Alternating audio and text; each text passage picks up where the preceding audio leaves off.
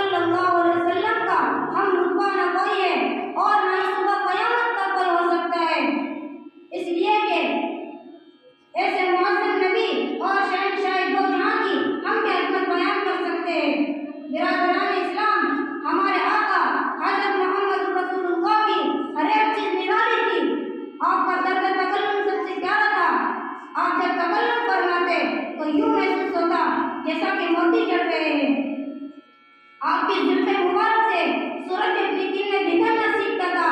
آپ کے دانتوں کی چمک سے چاند بھی شرما جاتا تھا۔ آپ کی نگاہ مبارک جس پر بھی پڑتی وہ سور جاتا تھا۔ آپ کے ساتھ جو بھی متصف ہوتا وہ پھول بن کر سارے عالم کو معطر کرنے لگتا۔ آپ کی خدمت اقدس میں جو بھی حاضر ہوتا وہ دین اور دنیا کی بھلائیاں سمیٹ لیتا۔ آپ کو جا کے دیکھ لیتی ان آنکھوں کو ساری دنیا بے نور نظر آتی۔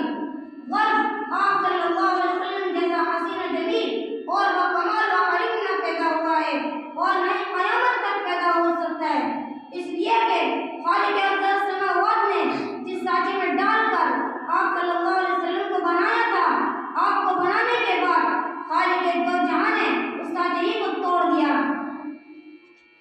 نہ پیدا ہوا ہے کوئی مثل ان کا، نہ پیدا ہوا ہے کوئی مثل ان کا، نہ ہوگا تا قیام قیامت، بھلا پھر بتائے کوئی مجھ سے اتنا، مثال محمد صلی اللہ علیہ وسلم دکھاؤں میں کیسے۔ اے عاشقان رسول، کیا تم نے میرے رسول سے عشق کیا ہے؟ ارے ہم کیا عشق کریں کہ خالق کائنات رب الجلال خدا آمنہ کے لعل سے عشق فرماتا ہے۔ ارے جس کا عاشق خدا ہو اس معشوق کی مثال نہیں، ایسا عشق جسے زوال نہیں، اتنا عشق جس کی نظیر نہیں کہ معراج کے موقع پر میرے آقا نے اللہ سے سوال کیا، اے میرے پیارے اللہ، تو نے ابراہیم کو اپنا خلیل بنایا، موسیٰ کو اپنا خلیل بنایا، داؤد علیہ السلام کو اپنا خلیفہ بنایا اور سلیمان علیہ السلام کے لیے نے ہوا کو مسخر کر دیا، اے میرے اللہ تو نے میرے لیے کیا کیا؟